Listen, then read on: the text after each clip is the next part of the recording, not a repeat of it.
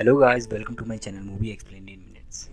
तो आज हम एक्सप्लेन करने जा रहे हैं movie the heist of the century की, जो 2020 में रिलीज़ हुई थी। इसको IMDb पे मिले हैं 7.2 आउट ऑफ 10।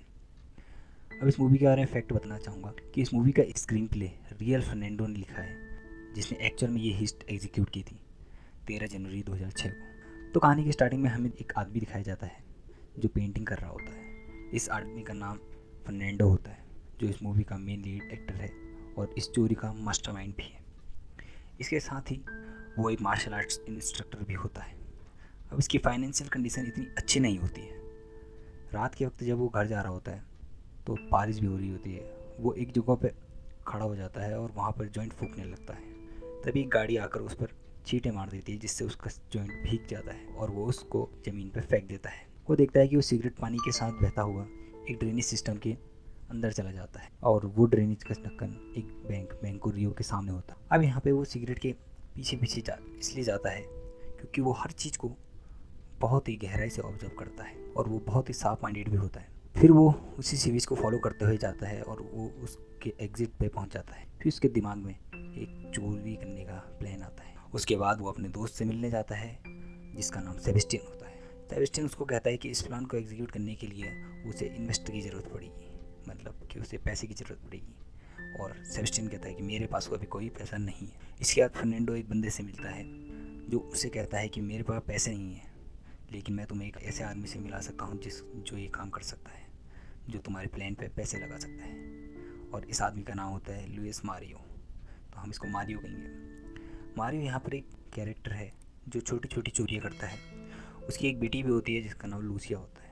इसके बाद फर्नांडो मारियो से एक रेस्टोरेंट में मिलता है और उससे अपना प्लान बताता है। फिर वो उसको बैंक के बारे में थोड़ा डिटेल बताता है। उसके बाद फर्नांडो मारियो को लेकर उसी बैंक के बाहर जाता है और उस ड्रेनेज के ढक्कन से एक टेप नीचे को फेंकता है। उसके बाद वो उस जगह से अंदर जाते हैं जहाँ से उसकी ओपनिंग होती है ड्रेनेज की, और वो उस जगह पे पहुँच जाते हैं जहाँ से उन्होंने उस टेप को नीचे लटकाया था। अब इसके बाद वो एक कमरे में मिलते हैं जहाँ पर वो बैंक के सिक्योरिटी सिस्टम की बात करते हैं।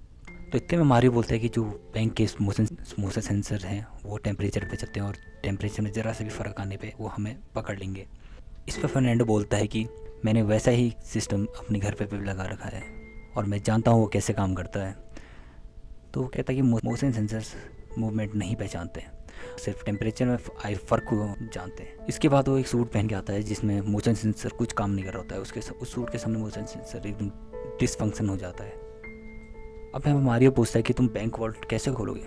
तो इस पर फर्नांडो कहता है कि हमें बैंक के अंदर का पूरा डिज़ाइन चाहिए होगा, मतलब फ्लोर प्लान। तो अगले दिन फर्नांडो और सेबेस्टियन उस बैंक में चले जाते हैं। सेबेस्टियन वहाँ कोई अकाउंट खुलवाने के लिए फॉर्म लेके उसको भरने की एक्टिंग करने लगता है और फर्नांडो वहाँ कैमरे से सारे बैंक की फ़ोटो क्लिक कर रहा होता है चुपके से।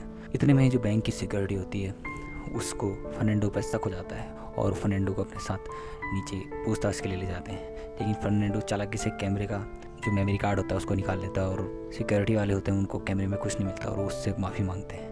अब यहीं पर फर्नांडो जिस फ्लोर पे था वो उस फ्लोर को भी बहुत अच्छे से जांच रहा होता है जिसमें उसकी चेकिंग हो रही होती है। और इसके बाद घर जाके वो उस बैंक का पूरा नक्शा बनाते हैं और पूरा प्लानिंग कर रहे होते हैं कि हम किस जगह से घुसेंगे। तो फर्नांडो कहता है हम इस जगह से घुसेंगे जहाँ से मेरे को उन्होंने चेकिंग के लिए रखा था, क्योंकि वो सबसे सही जगह है घुसने के लिए बैंक में। अब फर्नांडो कहता है कि हमें जो ड्रेनेज का ढक्कन है बैंक के आगे वहाँ से बैंक की डिस्टेंस नापनी पड़ेगी, जो हम ऐसे नहीं नाप सकते क्योंकि गार्ड हमें देख लेंगे।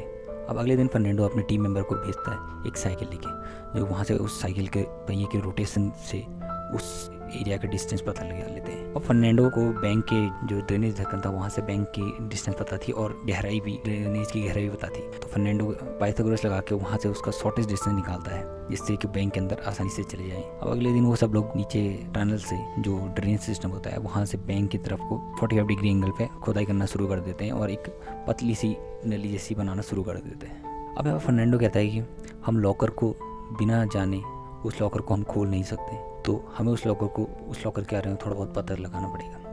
तो अगले दिन फर्नांडो मारियो को और उस एक टीम मेंबर को वहाँ एक बैंक में डिपॉजिट करने के लिए भेजता है। उस बैंक में नहीं, उसकी दूसरी ब्रांच में। मारियो वहाँ पूरा उस लॉकर का पूरा जायजा लेके आ जाता है कि उस लॉकर की बनावट कैसी है। अब यहाँ पर टनल खोदते वक्त मारियो की फर्नांडो के साथ थोड़ी बहस हो जाती है क्योंकि सारा पैसा वही लगा रहा होता है और उसे अभी भी पता नहीं होता कि वो सेफ कैसे खोलेगा। तो इसका सीन शिफ्ट होकर हमें दिखाया जाता है कि फर्नांडो अपनी गर्लफ्रेंड के साथ छत में लेट के जॉइंट फूक रहा होता है और वो साइंस की बातें कर रहे होते हैं स्टार्स को लेके। तो उतने में उसको एक प्लान स्ट्रक होता है उसके माइंड में और वो मारियो से मिलने जाता है और वो मारियो को समझाता है कि जब बैंक खुलता है तब सिक्योरिटी सिस्टम अलग होते हैं और जब बैंक बंद होता है तब अलग होते हैं। फिर फर्नांडो मारियो को बताता है कि बैंक में सामने से चोरी होती है उसको रोकने के लिए भी सिक्योरिटी सिस्टम है और सुराग से अंदर को घुस जाए तो उसको रोकने के लिए भी सिक्योरिटी सिस्टम है, लेकिन दोनों अटैक एक साथ हो तब बैंक के पास दोनों को एक साथ रोकने की सिक्योरिटी सिस्टम नहीं होते हैं, क्योंकि वो 2006 का समय था तो उस समय बैंक इतनी ज़्यादा सिक्योर नहीं होते थे जितने आज के समय में है। और इसी के साथ वो बताता है कि हम बैंक में सामने से भी घुसेंगे और सुराग से भी घुसेंगे। पहले उनका प्लान था कि हम रात के समय चुपचाप से बैंक में घुसेंगे और चोरी करके निकलेंगे, लेकिन अब वो कहता है कि हम तब बैंक में चोरी करेंगे जब बैंक खुला होगा। तो कहता है कि तब लॉकर भी खुला होगा और वो भी बगैर किसी अलार्म के। और वो कहता है कि पुलिस को लगेगा कि बस आम से चोरी है और कुछ लुटेरे जो कैश डिपॉजिट है उसको चोरी करने आए हैं, और हम उनको ऐसे दिखाएंगे कि हम कैश चोरी करके सीधे फ्रंट के रास्ते जाएंगे, लेकिन एक्चुअल में हम सुरंग के रास्ते निकलेंगे, एक ऐसी सुरंग जिससे हम बैंक में जाएंगे तो नहीं लेकिन उससे आएंगे। अब इसके बाद सब अपनी तैयारियों में लग जाते हैं और मारियो को काम दिया जाता है कि वो पुलिस से नेगोशिएशन करेगा, बात करेगा, मतलब उनके साथ टाइम पास करेगा, और वो इसकी तैयारी में लग जाता है। वो कई सारे बुक्स पढ़ता है नेगोशिएशन की, ह्यूमैनिटेरियन नेगोशिएशन की, और एक्टिंग करता है अपने आप को शीशे में देख के। इधर सेबेस्टियन भी अपने काम में लग जाता है और वो एक छोटी सा टूल बनाता है जिससे कि लॉकर मात्र 7 सेकंड में खुल सकता है। उन्होंने पहले जो टाइम एस्टिमेट लगाया था 1 मिनट 15 सेकंड का, अब वो कम होकर 7 सेकंड में पहुंच जाता है। अब इसी के साथ वो घड़ी आ जाती है जब बैंक में वो लोग डाका डालने जाते हैं। तो मारियो फर्नांडो 2 लोगों को और लेके बैंक में चले जाते हैं और सेबेस्टियन ड्रेनेज सिस्टम के थ्रू बैंक के अंदर जाने के लिए चला जाता है। बैंक के अंदर पहुंचते ही चारों लोग बैंक की सिचुएशन को ऑब्जर्व करते हैं और मास्क पहनते ही सबको गन पॉइंट पे ले लेते हैं और सबको हॉस्टेज बना लेते हैं। और मारियो वहाँ के कैशियर से कहता है कि जितना भी कैश तुम्हारे पास है सारा इस बैग में भरो, और वो पुलिस वालों को ये दिखाना चाह रहे होते हैं कि हम मात्र कैश लूटने आए हैं। अब इतने में यहाँ पुलिस भी पहुँच चुकी होती है बाहर से। तो मारियो क्या करता है, एक आदमी को लेकर बाहर जाता है और पुलिस वालों को कहता है कि हम मात्र यहाँ चोरी करने आए हैं, कैश की चोरी, और हम किसी को कोई नुकसान नहीं पहुँचाना चाहते हैं, तो तुम हमारा सहयोग करो, हम तुम्हारा सहयोग करेंगे। और उसको उस आदमी को वापस लेके अंदर आ जाता है। अब मारियो यहाँ पर एक लड़की को हॉस्टेज बना के लाता है और वहाँ की जो सिक्योरिटी गार्ड होता है जो अभी भी अपने कैबिन के अंदर होता है उससे कहता है कि बाहर आओ वरना हम इसको शूट कर देंगे। और वो सिक्योरिटी गार्ड को बाहर बुलाता है, उसकी बंदूक लेता है, उससे मैगजीन खाली करता है और उसको बाहर भेज देता है। और साथ ही वो सिक्योरिटी गार्ड का फ़ोन भी ले लेता है और सिक्योरिटी गार्ड से कहता है कि अगर पुलिस वालों को कोई भी नेगोशिएशन की बात करनी होगी तो वो इस नंबर पर कॉल करेंगे, ऐसा उनको बता दो। अब इसी के साथ फर्नांडो कहता है कि नेक्स्ट फेज शुरू करो, और वो लोग सारे कैमरे डिसेबल करने लग जाते हैं। और इसी के साथ वो नेक्स्ट फेज शुरू करने के लिए कहता है और वो एक बड़ा सा लॉकर हटाता है, जिसको हटाने के बाद ही सेबेस्टियन जो सुरंग के रास्ते अंदर आ रहा था वो दीवार तोड़कर बैंक के अंदर घुस जाता है। अब इसी के साथ वो नेक्स्ट फेज शुरू करते हैं और मारियो की गाड़ी में रखा हुआ टूल अंदर लाते हैं।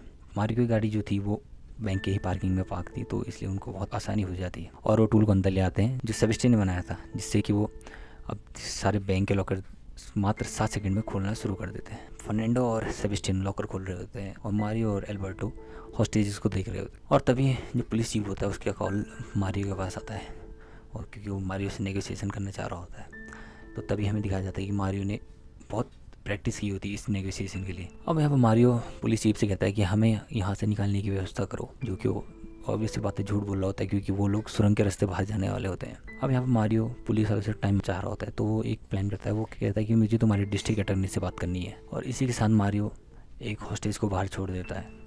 अब पुलिस चीफ यहाँ पर उस हॉस्टेज से बात तो करना चाह रहा होता है, लेकिन वो हॉस्टेज इतना डर गया होता है कि वो कुछ नहीं बोल पाता है। और इसी वक्त एक हॉस्टेज का फ़ोन बजता है जो एक बूढ़ी औरत होती है। अब मारियो उससे पूछता है कि ये फ़ोन आपका है, तो वो कहती है हाँ। वो बूढ़ी औरत उसको बताती है कि आज मेरा बर्थडे है, तो वो लोग उसका बर्थडे सेलिब्रेट करते हैं और उसके बाद उसको बाहर को जाने देते हैं। और वो उस बूढ़ी औरत से कहता है कि अगर बाहर कोई भी पूछे कि मेरा बर्ताव कैसा था तो कहना वो बहुत अच्छे लोग हैं। अब ये भी इनकी एक चाल होती है, क्योंकि यहाँ पर वो कहते हैं कि अगर हम फंस गए तो हमारी सज़ा कम हो जाएगी, क्योंकि हमने किसी भी हॉस्टेज को नुकसान नहीं पहुँचाया है। अब यहाँ जो सेबेस्टियन की मशीन होती है वो बहुत गर्म हो जाती है, तो वो कहता है कि हमें 5 मिनट का ब्रेक चाहिए, और फर्नांडो मारियो से कहता है कि हमें कुछ और टाइम लगेगा। तो इतने में डिस्ट्रिक्ट अटॉर्नी भी वहाँ जाता है जो मारियो से बात करने के लिए उसको कॉल करता है। अब यहाँ पर मारियो डिस्ट्रिक्ट अटॉर्नी को बहुत गाली गलौज सुना देता है और कहता है कि पिछली बार जब मैं पकड़ा गया था तो तूने मेरे ऊपर पाँव रखा था, तूने उस पुलिस वाले के साथ था और खूब हंस रहा था, बट एक्चुअल में ऐसा कुछ हुआ ही नहीं होता है। वो खाली उसको टाइम मांग रहा होता है उससे, बस और उसके बाद उससे कहता है कि अगर तुम्हें कोई भी नेगोशिएशन की बात करनी है तो मेरे लॉयर से बात करो, और उन्हें वहीं के एक हॉस्टेज का सेल नंबर दे देता है। और उसके बाद कहता है कि मेरे लॉयर से बात करो और वही तुझसे बात करेगा। अब जब पुलिस चीफ और डिस्ट्रिक्ट अटर्नी उस नंबर पर कॉल करते हैं तो मारियो ही वहाँ बात कर रहा होता है और वो कहता है कि मैं ठीक है, मैं पहुँचता हूँ, मैं उस बैंक के आगे पहुँचता हूँ। इधर फर्नांडो सारा कैश और जितना भी गोल्ड वगैरह होता है वो सब एक थैलियों में पैक करके उनको बंद कर रहा होता है। और सेबेस्टियन की मशीन यहाँ पर दोबारा से हीट होने लग जाती है, जिससे काम करना बंद कर देती है। तो सेबेस्टियन कहता है कि हमने जितना भी लूटा है हमें इसको लेके निकल जाना चाहिए, नहीं तो बहुत देर हो जाएगी।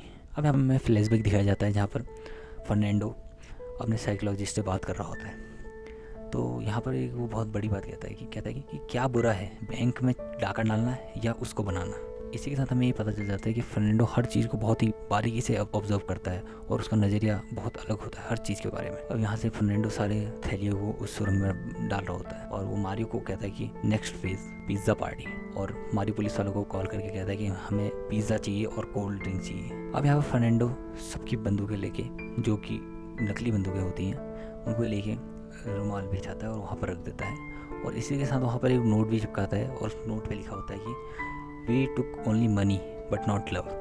और इसके साथ बाकी मेंबर सारे उस टनल से चले जाते हैं। अब मारियो और फर्नांडो भी वहाँ से निकलने के लिए तैयार होते हैं। तो मारियो वहाँ पर जितना भी एरिया होता है उसको साफ़ करता है और एक रस्सी से उस लॉकर को खींच लेते हैं जहाँ पर से उन्होंने छेद बना के अंदर आए होते हैं, ताकि पुलिस वालों को जल्दी पता न चल सके और वो यहाँ से निकल जाए। तो अब यहाँ पिज़्ज़ा आ जाता है, पुलिस चीफ होता है वो मारियो को कॉल करता है तो कोई भी कॉल नहीं उठा रहा होता है। तो पुलिस चीफ को थोड़ा शक होता है और उसकी नज़र ड्रेनेज का ढक्कन होता है उस पर पड़ती है। अब उसको उनका प्लान हल्का उनका प्लान समझ में आने लग जाता है कि ये लोग इस टनल के थ्रू ही भागने की कोशिश कर रहे हैं और तभी ये बहुत टाइम मांग रहे हैं तब से। अब यहाँ पर नकली हथियार ले जाने का आइडिया भी फर्नांडो का ही होता है, क्योंकि वो कहता है कि अगर हम पकड़े गए तो नकली हथियारों की वजह से हमारी सज़ा बहुत कम हो जाएगी। तो यहीं पर उनका टीम मेंबर कहता है कि अगर पुलिस वालों ने हम पर गोली चला दी तो हम नकली हथियारों के साथ उनसे कैसे लड़ेंगे। तो अब यहाँ पर फर्नांडो एक कांड के बारे में बताता है, रमालो कांड।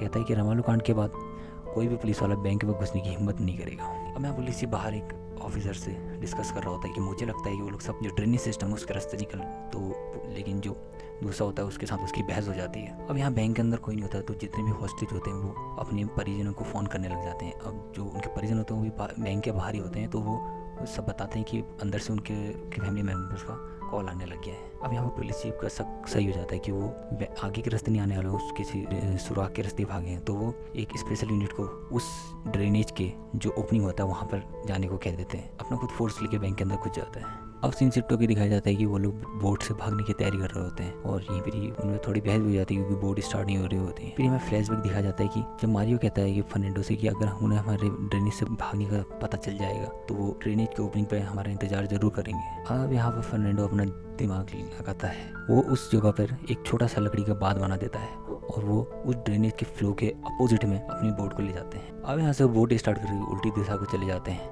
जहाँ पर आधे रास्ते में उनका एक और टीम मेंबर ड्रेनेज के जो होल होता है उसके ऊपर पर रुका होता है और अपनी गाड़ी खड़ी करके, जहाँ से वो लोग सब उस गाड़ी में बैठ जाते हैं। इधर पुलिस चीफ बैंक के अंदर पहुँच जाता है तो वो देखता है कि जो भी वो हथियार लेते हैं सारे नकली हैं और वो उसको उस सुरंग के बारे में पता चल जाता है क्योंकि वहाँ थोड़ा बहुत मिट्टी होती है। वो जब तक उस सुरंग के अंदर घुसता तब तक वो वहाँ से निकल चुके होते हैं। अब सीन शिफ्ट होकर हमें दिखाया जाता है कि सब लोग एक कमरे में बैठे होते हैं और उनके आगे पैसा रखा हो और वो उस पैसे को एक दूसरे को बांटते हैं और अपने अपने रास्ते चले जाते हैं। अब यहाँ पे लगता है कि ये एक परफेक्ट चोरी है और सब लोग बच गए हैं, बट तभी उनके टीम मेंबर जो होता है एल्बर्टो, उसकी पत्नी उसे दूसरी औरत देख लेती है और वो पुलिस को सब बता देती है कि मेरा पति वो इस बैंक रियो के हाइस्ट में इन्वॉल्व है और यहीं से सबकी धरपकड़ शुरू हो जाती है। धीरे धीरे सारे कल्प्रिट पकड़े जाते हैं और उन सबको सजा होती है। अब एक्चुअल स्टोरी माने तो यहाँ पर पकड़ा जाना भी उनके प्लान में साबित था ताकि वो एक बार अपनी सज़ा भुगत ले और उसके बाद बाकी ज़िंदगी अपनी ऐसे गुजारे। अब उन्होंने ना ही किसी हॉस्टेज को हार्म किया था और ना वो ऊपर से नकली बंदूकें भी लेके आए थे, तो उनकी सज़ा बहुत कम हो जाती। इसके बाद हमें सीन शिफ्ट होकर दिखाया जाता है कि फर्नांडो जेल से बाहर निकलता है और वो लोग आगे की ज़िंदगी अपनी आराम से काटते हैं अमीरी में। तो इसी के साथ ये मूवी यहाँ पर ख़त्म हो जाती है। तो मिलते हैं अगली कोई ऐसी ही रोमांचक मूवी के साथ। गुड बाय और हमारे चैनल को सब्सक्राइब जरूर करें। Thank you. और हाँ, कमेंट बॉक्स में जरूर बताएं कि आपको मूवी कैसी लगी और हमें इसमें क्या क्या चेंजेस करनी चाहिए। तो सारी चीज़ सजेस्ट करें, हम आपकी बातों पे अवश्य ध्यान देंगे। Thank you.